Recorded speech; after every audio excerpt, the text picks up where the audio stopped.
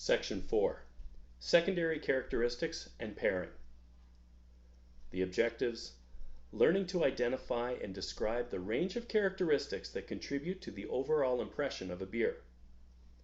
We're talking about mouthfeel, aroma, carbonation, color, and finish.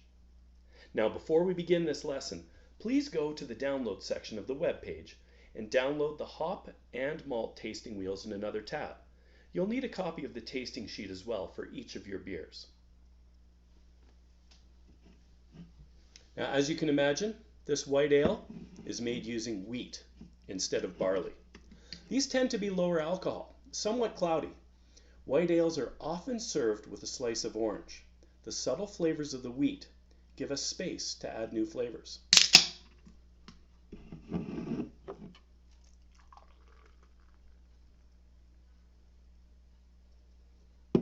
You can see the cloudiness.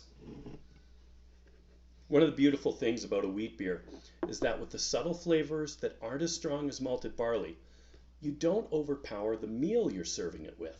In fact, anywhere you would serve a meal with a side of bread or a bun or a biscuit, it's the perfect pairing for a wheat beer. The other beer in our list is a fruit beer. Whichever one you've chosen, consider how much of it you're actually going to taste. Now, we know what malt and hops do to a beer from units 2 and 3. Ask yourself if the fruit is on the top of those flavors or if it's hidden within them. I have selected Steamworks Tropical Tart Ale with passion fruit and pomegranate. This is my first time tasting this one. And I noticed that the colors of the pomegranate are not actually in there. So I wonder how much of it I will taste. Now, you may have noticed on the tasting list, there's another one that I'm not pouring here. It is pink grapefruit juice and Pilsner. This is becoming more and more popular of a summer drink.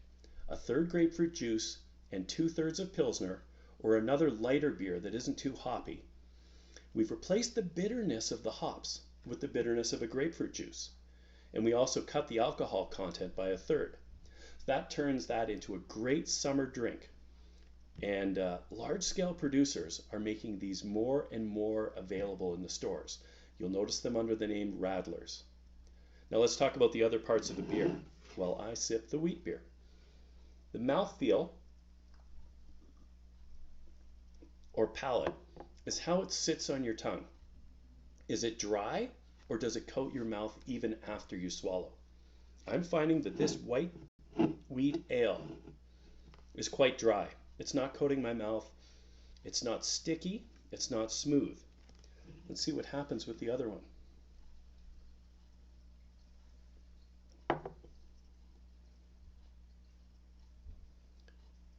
It's not smooth. A little sticky, and I think that is coming from the passion fruit.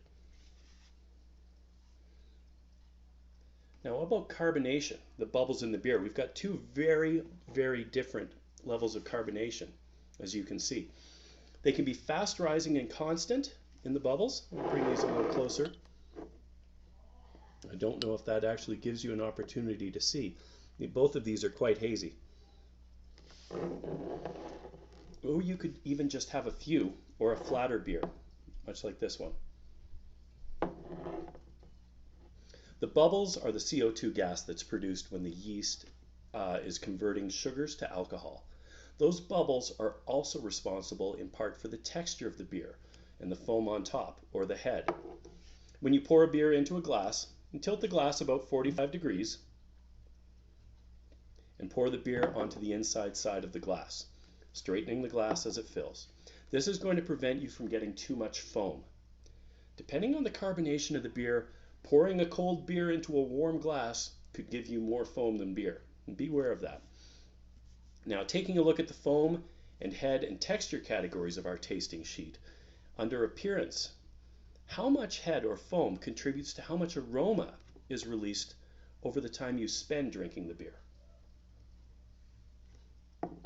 Now, if you take too long to drink the beer, the foam will be gone, and you won't be getting as much aroma by the end. And of course, your beer will also be warm. As the consumer, you aren't expected to adjust your drinking speed to accommodate the foam of the beer. The brewer should be deciding how much foam to give, and you decide if that amount of foam works for you. A thick and fluffy foam can outlast the beer. Now let's talk about color. Take a look at the color guide. Hold it up against your beer. The guide uses the numbers from 1 to 40 to describe the color. Now, a general rule is that we don't want to judge our beer based on color. There's a few hints, though, of what to look for when you see the beer. A lighter straw color can maybe give you grassy or bready flavors. Darker colors might give hints of chocolate, coffee, or caramel, like they did with our Guinness. Now, the finish of a beer, simply a question of how long you taste it after you finish your sip. There's no right or wrong in this category. We're just describing what we're getting. 15 seconds or less is a short finish. More than a minute long? Well, that's long. But with some beers, you will find the taste stays with you. So sip your beer and count.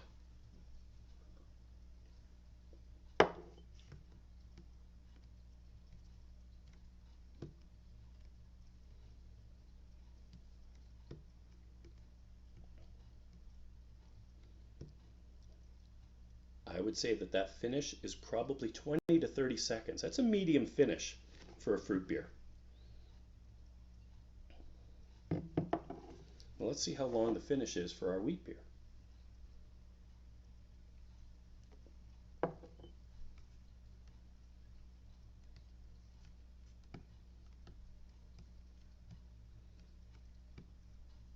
That's gone. So that is a short finish on our wheat beer. You may find a different amount. And when you decide that you no longer taste it in your mouth, that's when it's done. Different people will have different palates, and that's okay. Now, we have covered every category of our tasting sheet. You can use what you've learned about each category to write a review of the beer.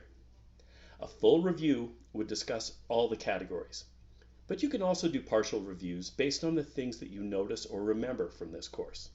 If you practice reviewing every time you try a beer, you'll find that taking a moment to calmly consider the different aspects of a beer can be quite relaxing and a great way to enjoy a beer. In our next unit, I'm going to ask you to write a complete review of a beer you have never tried before. If I were to give a complete review of this Steamworks Tropical Tart Ale, I might say that it's got the hazy or cloudy appearance. It started off with a good head, but I would say moderate now that it's started to disappear. Fluffy texture of the head? No. The head is actually quite thin. The carbonation is medium. The carbonation doesn't overpower it. I might even say slow to medium. The color, we could say pale or even gold. Another couple of flavors. The aroma that we're getting, very tropical. And that would be expected with the passion fruit and the pomegranate. So that's taking over where the hops have been left out.